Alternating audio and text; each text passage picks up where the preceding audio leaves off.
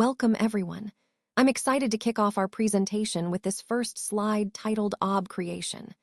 Today, we'll be exploring the fascinating world of Ob creation, covering its key concepts, applications, and significance.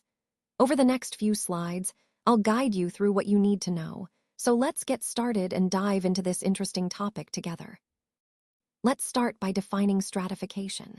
Simply put, it refers to the division of people into different groups. Now, if we think about the Earth's crust, it has various layers, right? Similarly, human society is also made up of different layers or strata. But here's an important distinction. Earth's layers are natural, whereas human society's layers are not. Human society is socially constructed over time, and this process is what we call social stratification. For example, when we talk about class, it's often surrounded by inequality and differences. These differences create social layers that influence people's opportunities and life chances. Now, to understand social stratification more deeply, we can look at it through three main theoretical perspectives. First, there's the functional theory, which includes thinkers like Talcott Parsons, Kingsley Davis, and Melvin Moore. This perspective suggests that stratification has a purpose in society, helping it to function smoothly by rewarding the most important roles. However, this theory has its critiques, especially from those who argue it justifies inequality as necessary. Next, we have the conflict theory, pioneered by Karl Marx. Marx viewed stratification as a result of the ongoing struggle between different social classes, mainly the bourgeoisie and the proletariat. He saw it as a source of conflict rather than harmony. Finally, there's the Weberian theory, developed by Max Weber. Weber expanded on Marx's ideas by emphasizing not just economic inequality, but also status and power. He believed that stratification is multidimensional, involving class, status, and political influence. Connecting all these points, understanding these theories helps us see how social stratification shapes society and impacts individuals' lives, which is central to our overall discussion today. Let's explore the dimensions of stratification. We've already talked about inequality and differences among people. So, social stratification refers to how these differences lead to an unequal distribution of certain key resources. First, we have power. Power is essentially the ability to impose your will on others. It's about having the influence or authority to direct actions or decisions. Next is prestige, which is about respect for others. It's the social value or honor that people assign to someone based on their status or qualities. Then there's property, which refers to the wealth someone owns, whether that's land, yams, or other resources.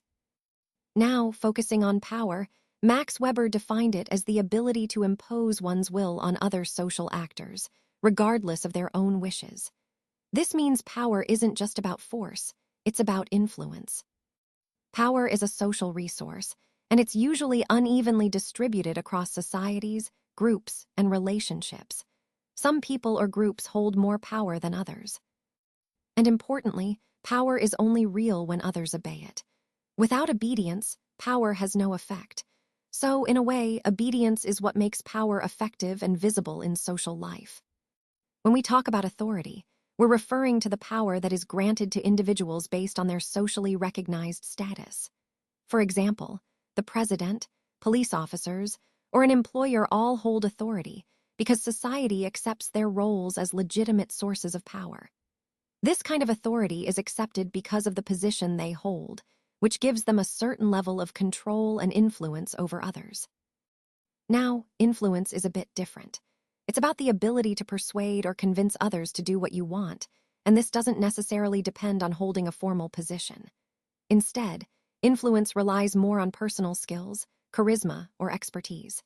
You might be influential because you're friends with powerful people, or because you have special knowledge or skills that others find valuable. So, influence can often be more subtle but equally powerful in shaping how people behave. Moving on to prestige, this is all about the respect or honor that others in society give to a person. It's based on how much people value someone's work or the importance of their role. In today's society, prestige mostly comes from the kind of job someone has. Think of how doctors, scientists, or CEOs are often highly respected. Money can also play a role, as wealth can boost a person's prestige and social standing. When we look at these concepts together, they help us understand different ways power and respect work in society. Authority gives formal power, influence is about personal persuasion, and prestige is the social honor associated with one's role or accomplishments.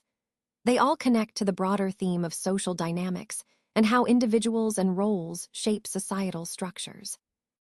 People with jobs that require a lot of education and training, like doctors, lawyers, scientists, or professors, usually enjoy high prestige.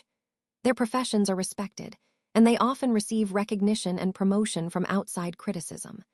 On the other hand, jobs that need little training, such as sweepers or attendants, tend to be seen as less respectable. This difference in respect often reflects societal values and perceptions about the importance of certain roles.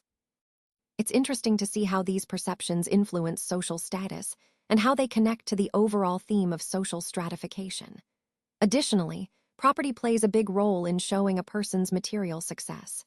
It includes everything a person or family owns: houses, cars, bank accounts, jewelry, artwork, and money. In villages, property can also mean land, animals, birds, and other useful possessions.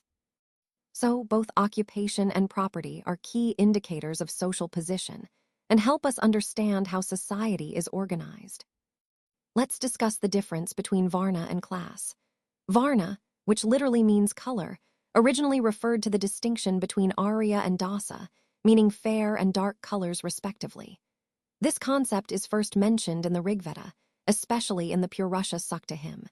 In this hymn, society is described as being divided into 4 groups, each associated with a different part of the Purusha, or cosmic being. According to the hymn, Brahmins came from the mouth, symbolizing knowledge; Kshatriyas from the arms, representing power and protection; Vaisyas from the thighs, associated with trade and production; and Sudras from the feet, symbolizing service. Each Varna was placed in a specific hierarchical position and assigned particular duties necessary for society's smooth functioning. Initially, these Varna distinctions were based on occupation and personal qualities, not on birth. However, over time, this system became hereditary and more rigid, evolving into what we now call the caste, or jati, system. So, while Varna originally had a more flexible, occupation-based origin, the caste system became fixed and hereditary, which has had lasting social implications. Understanding this shift helps us see how social stratification in India developed and how it continues to influence society today. Let's explore the concept of caste. The word caste actually comes from the Portuguese word casta, which means race or breed.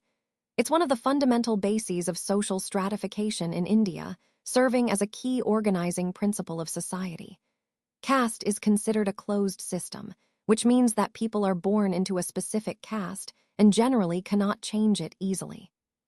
In India, society is divided into various groups called jatis and subjatis, or subcastes.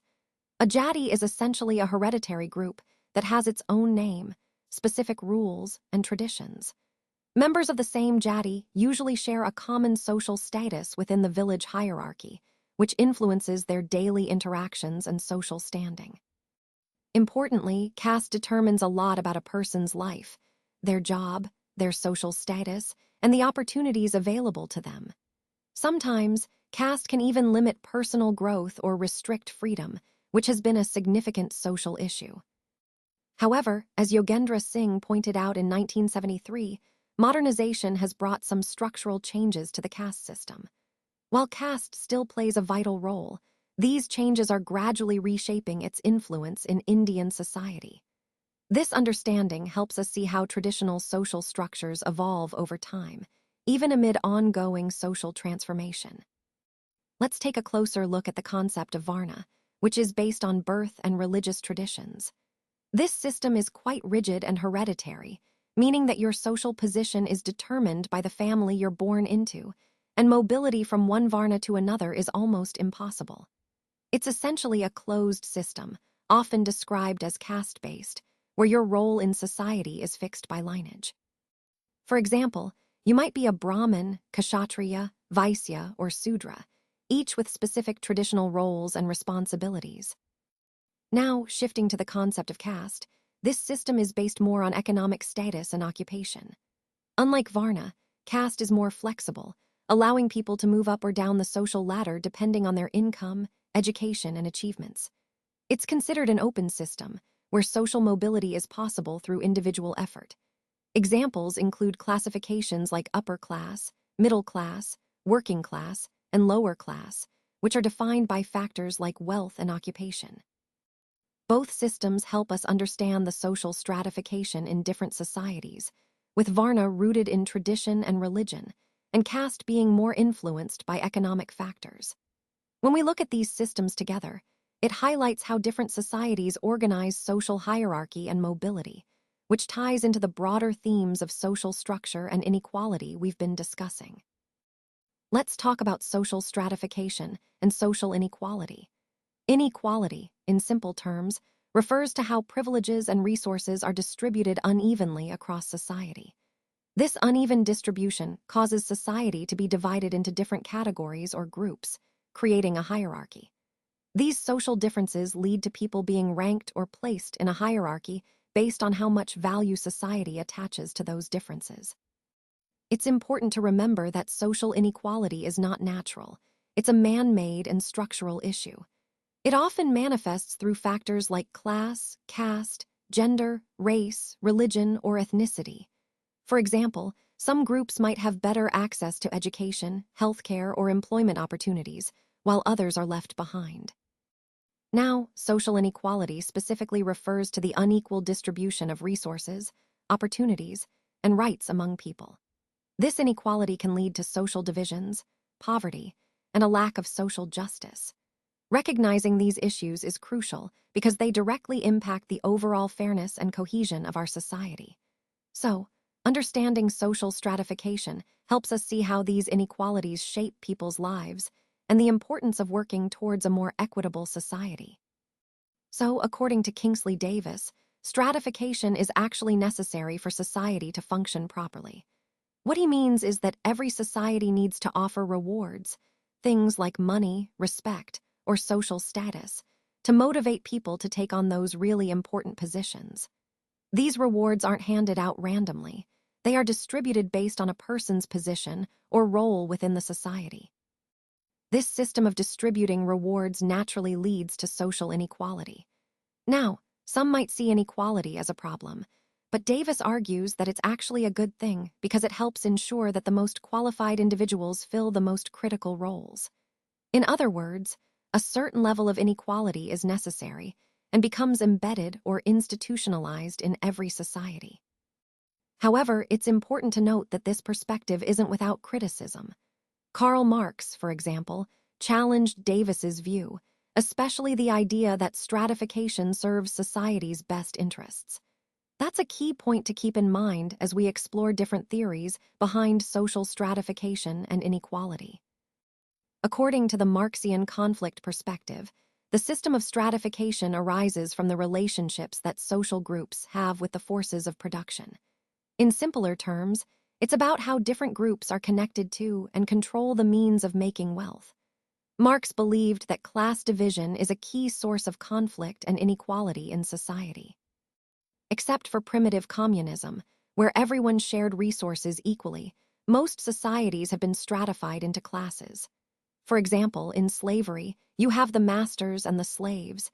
In the feudal system, there are the lords and the serfs. And in capitalism, we see the bourgeoisie and the proletariat. Now, the term bourgeoisie refers to those who own most of society's wealth, while proletariat means the working class, people who sell their labor for wages. Marx argued that this stratification doesn't just happen randomly. It results from ongoing class conflict and exploitation. The powerful classes tend to benefit at the expense of the working classes, leading to persistent inequality and social tension. So, in the context of our overall discussion on social structures, this perspective highlights how economic relationships shape social inequalities and keep certain groups in privileged positions while others remain oppressed. So, according to Max Weber, social stratification isn't just one thing, it's actually multidimensional. That means it involves multiple aspects like class, status, and power. These are the key areas he identified that shape how society is organized. Let's start with classes. These are mainly based on economic differences, how much money people have, what kind of jobs they do, and their overall economic position. Then we have status groups, which are more about social honor or prestige. For example, some groups might be respected more because of their lifestyle, traditions, or social recognition. And finally, there are parties, which relate to political power. How much influence or control certain groups or individuals have over decision-making processes. All communities, regardless of size or type, organize themselves in a way that distributes both tangible goods, like money, property, or resources, and intangible goods, such as respect, recognition, or social influence. But here's the important part. This distribution is always unequal. Some people have more access to these goods than others, and that inequality is always connected to power. Power plays a crucial role because it determines who gets what, who makes the rules, and who benefits from the system. Understanding this helps us see that social stratification isn't just about individual differences. It's about how society as a whole is structured and how power influences that structure. Let's take a closer look at Talcott Parsons and his approach to stratification. Parsons was a key figure in sociology who focused on understanding how freedom and order coexist in society. He served as a bridge between classical sociology and modern sociological thought, which helped shape the discipline we study today. His ideas had a significant impact on American society, especially during the 1940s and 1950s, and many of his concepts are still relevant now. Parsons worked at Harvard University and played a major role in developing its sociology department, which was quite influential in shaping sociological research and education. The main focus of Parsons' work was to understand how society maintains order and social stability. He believed that norms and values are crucial because they help keep society balanced and in harmony. Through his theory of structural functionalism, Parsons sought to explain how social behaviors and institutions work together to sustain social order. One of his more controversial ideas was that social stratification, or social inequality, actually plays a functional role. He argued that stratification motivates individuals to fill different roles and helps ensure that society's most important positions are occupied by those best suited for them. So, in essence, Parsons saw stratification not just as a source of inequality, but as a necessary mechanism for maintaining social stability and order. His perspective invites us to think about how social structures serve a purpose, even when they involve inequalities. This connects to the broader theme of understanding the balance between individual freedom and social cohesion within society. Parsons' approach is known as structural functionalism, and it helps us understand how people's actions gain meaning within a social system. Essentially, it looks at how different parts of society work together to keep everything functioning smoothly. He developed the AGIL paradigm, which outlines 4 key functional prerequisites that every society needs to fulfill to survive and thrive. The first is adaptation, meaning society must adjust to its environment. Think of how economic systems or technological advances help us survive and adapt to change.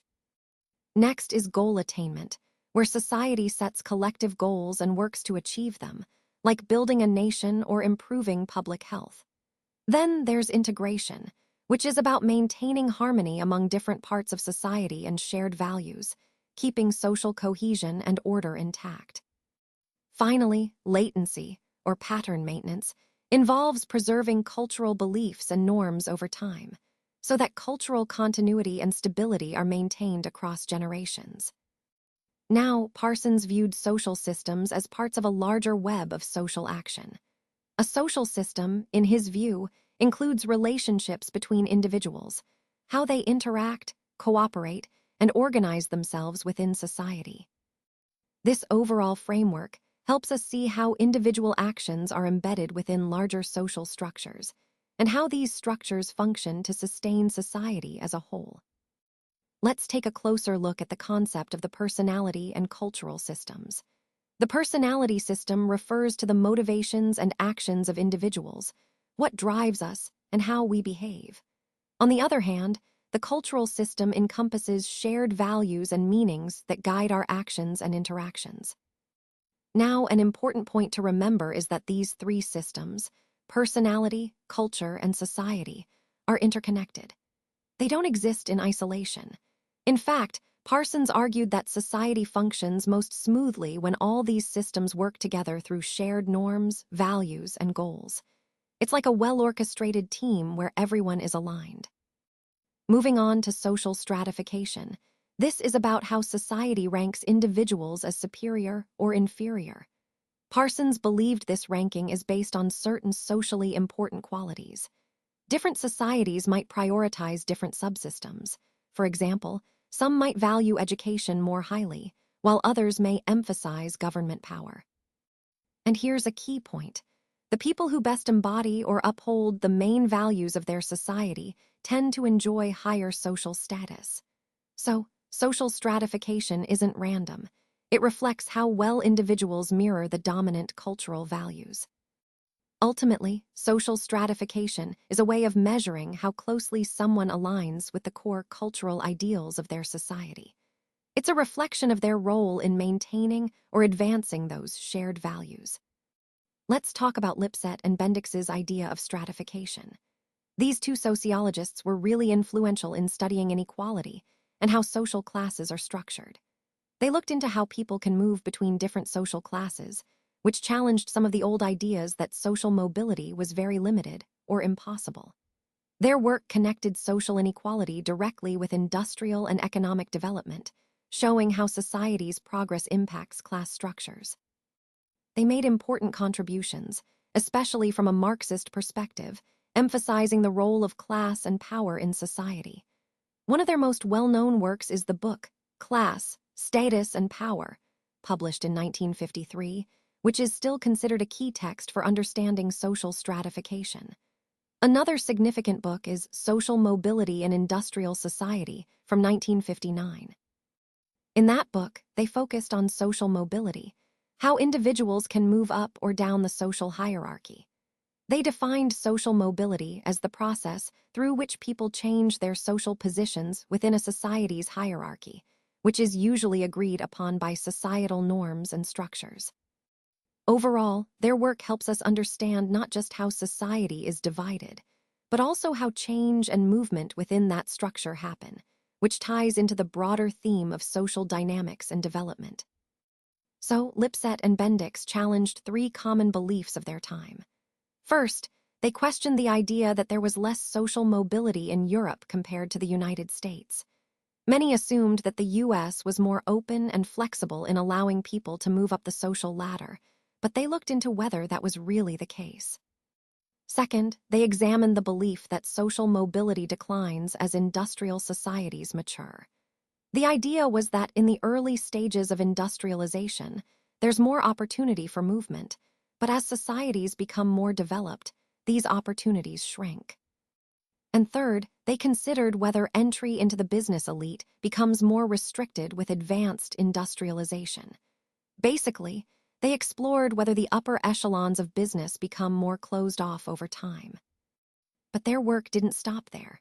They also studied the social and psychological factors that influence occupational mobility, why people move between jobs or social classes, and what motivates or hinders that movement.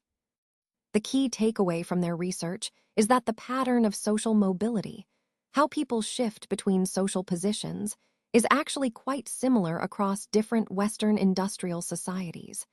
This suggests some underlying commonalities in how these societies function.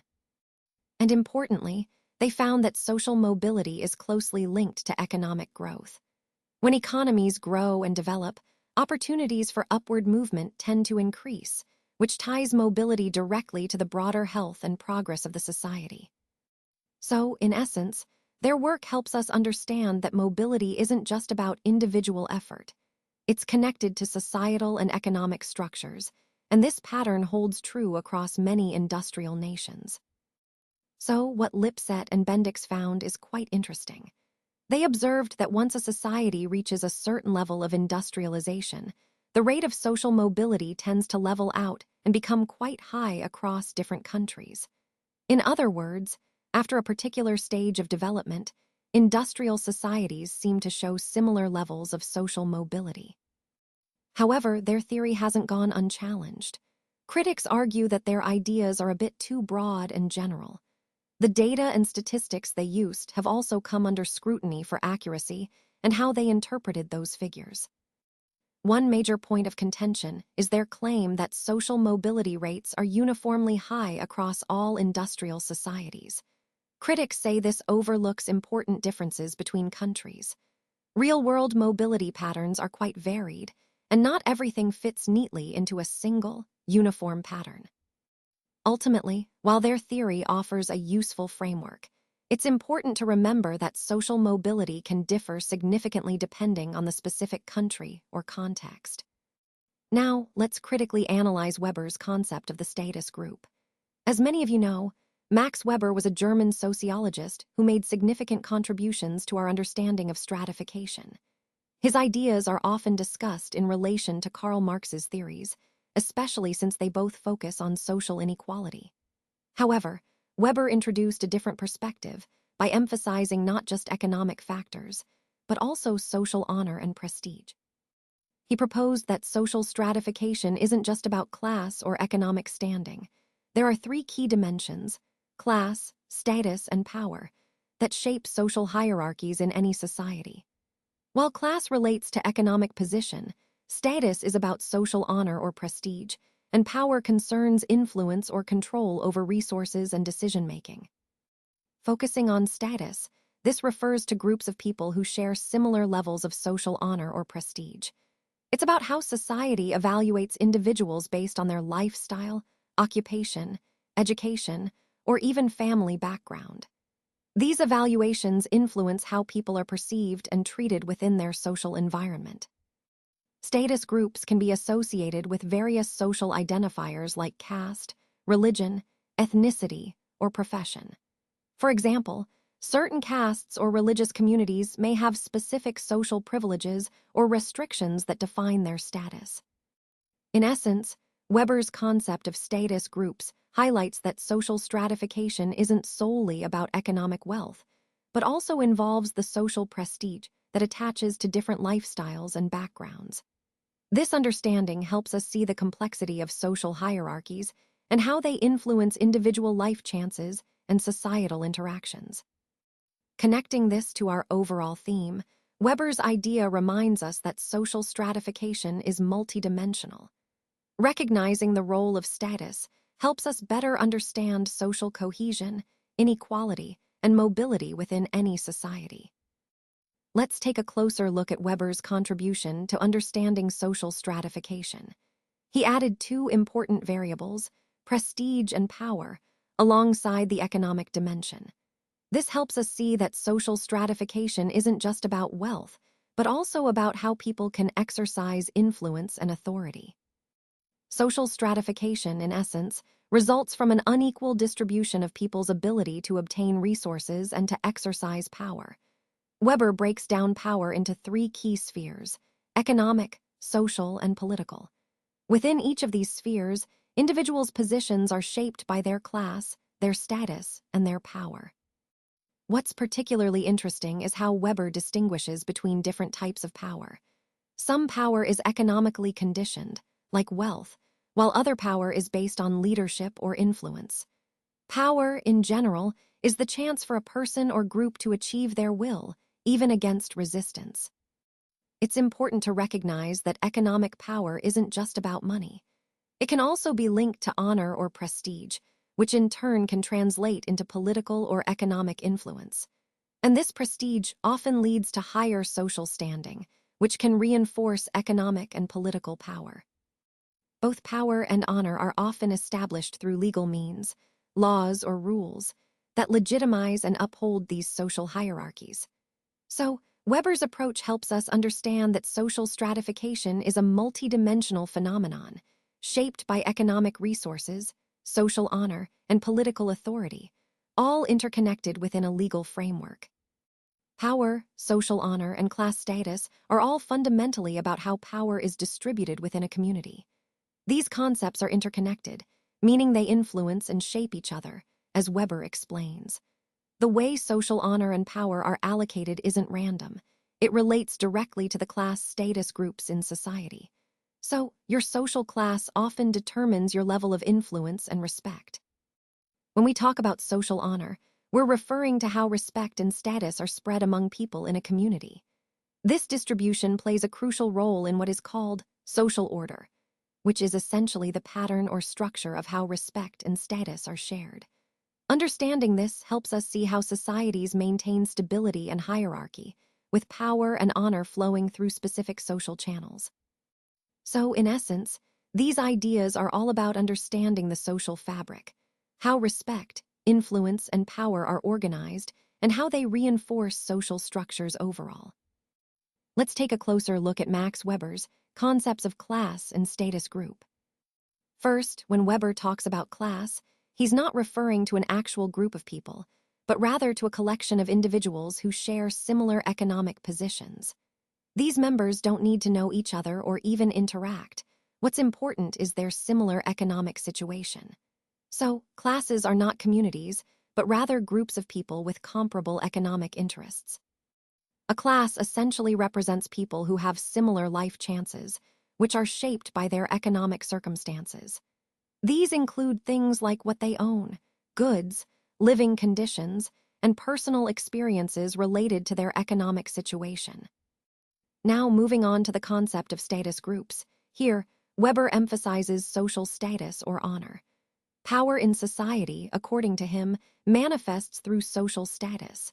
People who share the same social honor, prestige, and lifestyle belong to the same status group. The key difference between class and status is that class is based on economic position, what market situation you are in, while status groups are based on social honor and lifestyle. Sometimes, there can be a connection between the two, but not always. For example, individuals within a status group often share similar values, lifestyles, and social respect. Think of the caste system in some societies. So, while class is tied to economic resources, status groups are more about social esteem and the way people live their lives. Understanding these distinctions helps us see how society is layered, with economic and social dimensions intertwining, but also distinct. Let's take a closer look at the concept of class, according to Weber. He believed that class refers to people who find themselves in similar economic or social situations. The main basis for dividing these classes is whether someone owns property or lacks it. Within these broad categories, class distinctions can become more nuanced based on differences in economic opportunities. Weber emphasized that a person's economic position and class status depend largely on how they participate in the market. For example, whether they own assets that can be sold for profit or whether they have to sell their labor to survive. This participation shapes their class situation significantly. Now, moving on to the idea of status groups. Weber pointed out that status groups are crucial because they create social utility and a sense of group identity.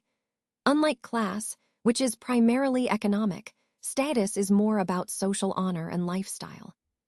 People within the same status group tend to recognize each other, share similar habits, values, and manners, creating a sense of belonging. Importantly, Weber distinguished social honor from wealth.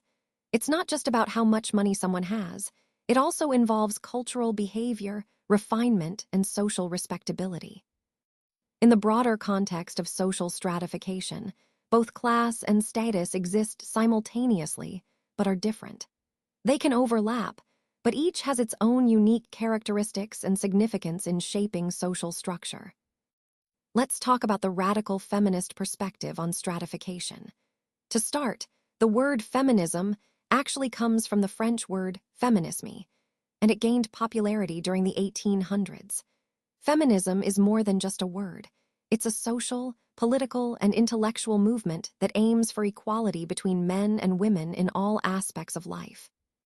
At its core, feminism challenges the patriarchy, that is, the system where men tend to hold more power and privileges than women. Feminists work tirelessly for equal rights, opportunities, and freedom from gender-based discrimination. It's also interesting to note that feminism isn't a single, static movement. Instead, it has evolved through three distinct waves. The first wave focused mainly on legal and political rights, like securing women's right to vote. The second wave expanded its focus to address broader issues of equality and tackle discrimination in the workplace and society at large. Then, the third wave shifted gears a bit to emphasize diversity and inclusion. Recognizing that women are not a monolith, this phase highlights differences among women, considering race, class, sexuality, and other identities. All of these perspectives are essential because they help us understand the complex layers of stratification and inequality that feminism seeks to address. This broader view connects directly to our overall theme by showing how different approaches and historical contexts shape the fight for gender equality. Radical feminism emerged during the second wave of feminism in the 1960s, and it was heavily influenced by New Left ideologies as well as earlier feminist movements from the mid-19th century. It's a perspective that strongly supports women's liberation, freedom, and equality, and it laid the groundwork for many other feminist groups that followed, such as cultural feminism, revolutionary feminism, and lesbian feminism. At the core of radical feminism are some key beliefs. They see women as being oppressed under what's called patriarchy, a social system controlled by men. To achieve true freedom for women, radical feminists argue that we need to fundamentally change or even overthrow this entire patriarchal social structure. This system, they say, limits women's choices, rights, and opportunities by teaching society to see women as less capable or dependent on men. So, the radical feminist movement isn't just about small changes. It's about transforming the very foundation of society to ensure genuine equality and liberation. Radical feminism views patriarchy, or male domination, as the fundamental root of all inequality between men and women. It calls for a complete overhaul of society to eliminate traditional gender roles, dismantle male power, and create true equality for women. Radical feminists like Millett and Brownmiller have played a crucial role in exposing how patriarchy manifests through power and violence in our culture and social structures. For example, Kate Millett, in her groundbreaking book Sexual Politics, published in 1970, critically examined how famous male writers such as D.H. Lawrence, Henry Miller, Sigmund Freud, and Norman Mailer often portrayed women in ways that reinforced male dominance. She showed that literature doesn't just reflect society, it actively shapes and sustains male control and women's oppression. Similarly, Susan Brownmiller's book, Against Our Will, Men, Women, and Rape, published in 1975, shifted the conversation about violence against women. She described rape as a deliberate act of intimidation used by men to keep women fearful and submissive. Brownmiller's work helped people understand that rape and violence are not just personal crimes, but social and political issues that need collective attention and change. So, in essence, these radical feminist perspectives highlight that gender inequality and violence are deeply rooted in societal power structures, and addressing them requires challenging and transforming these systemic issues. Let's talk about some of the criticisms of radical feminism. One common critique is that it tends to generalize all women as victims and all men as oppressors. Critics argue that this perspective can be too extreme or essentialist, meaning it oversimplifies complex social dynamics. Another important point is that radical feminism often fails to account for diversity among women. Not all women face the same kinds of oppression.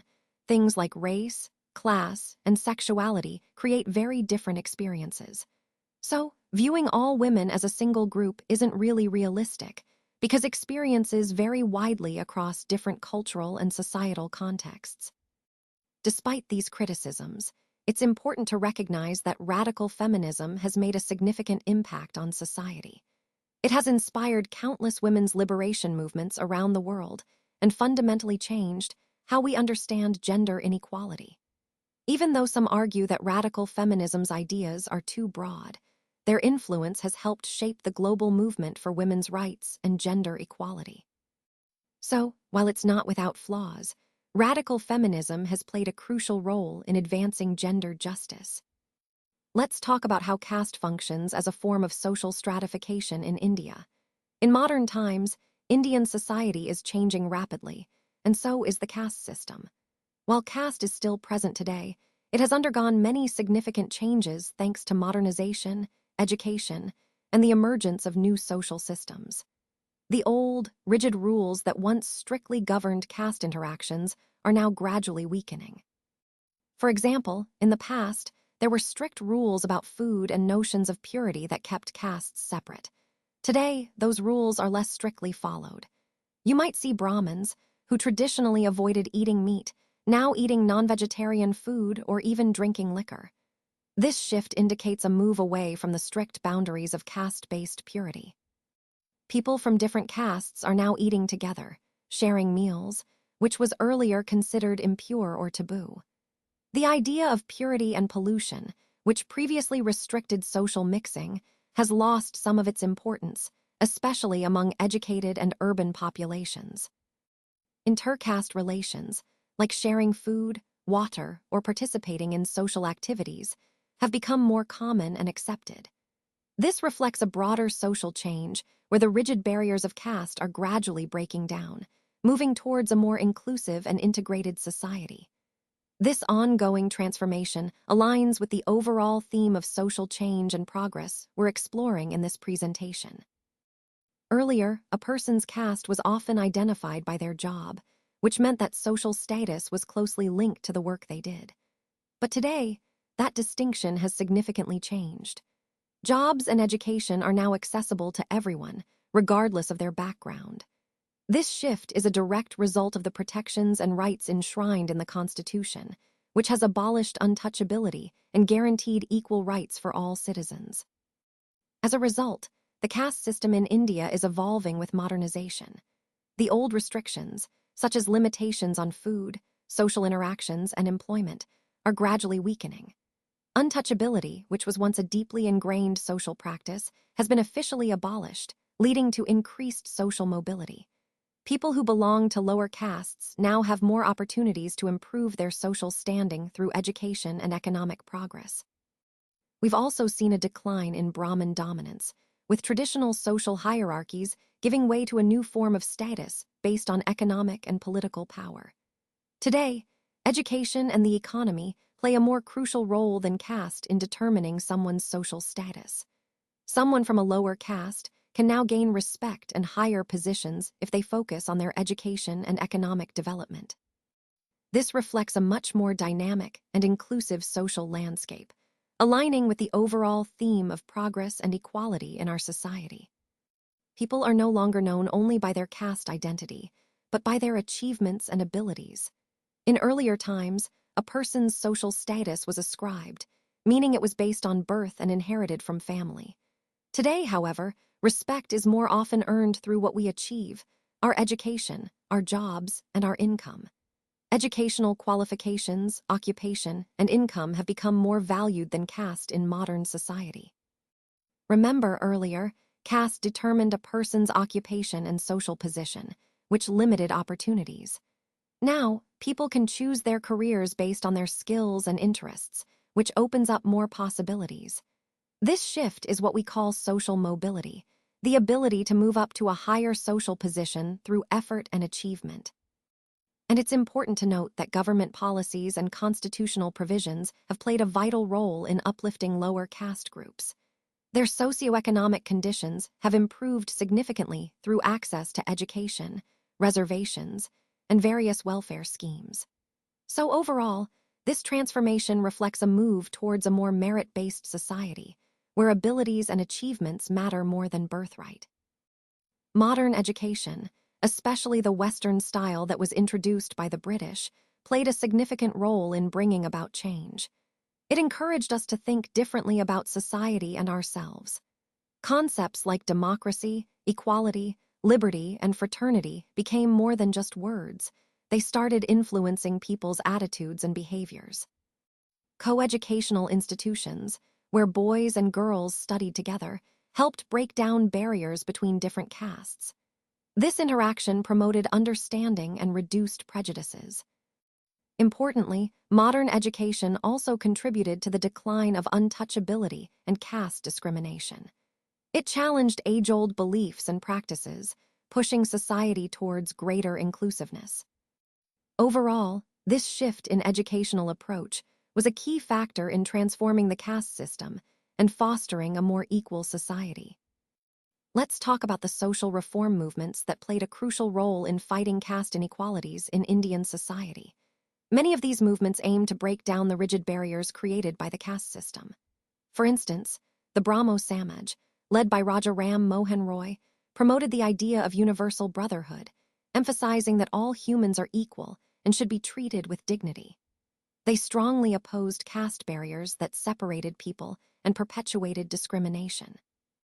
Similarly, the Prarthana Samaj supported important social practices like intercaste marriage, interdining, and widow remarriage, all of which challenged traditional caste restrictions and aimed for social harmony.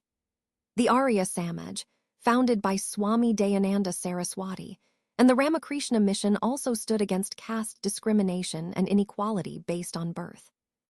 Their efforts contributed significantly to reducing the rigidity of the caste system, encouraging more inclusive and egalitarian attitudes. Now, connecting this to the broader theme of social progress, it's important to recognize how these reform movements laid the groundwork for change.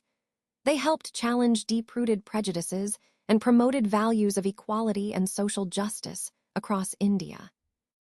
Moving on, let's consider the influence of the Indian Constitution.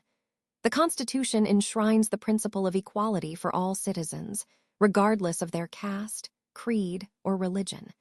It guarantees fundamental rights and provides equal opportunities, ensuring that no one is left behind because of their social background. A particularly significant aspect is the legal ban on untouchability, which was a major social evil. By outlawing such practices, the Constitution made a clear statement that discrimination based on caste is unacceptable and has no place in modern India. Overall, these reforms and constitutional provisions together reflect a strong commitment to social justice and equality, aligning with the broader goal of creating a more inclusive and fair society for everyone. Now, let's look at the impact of industrialization.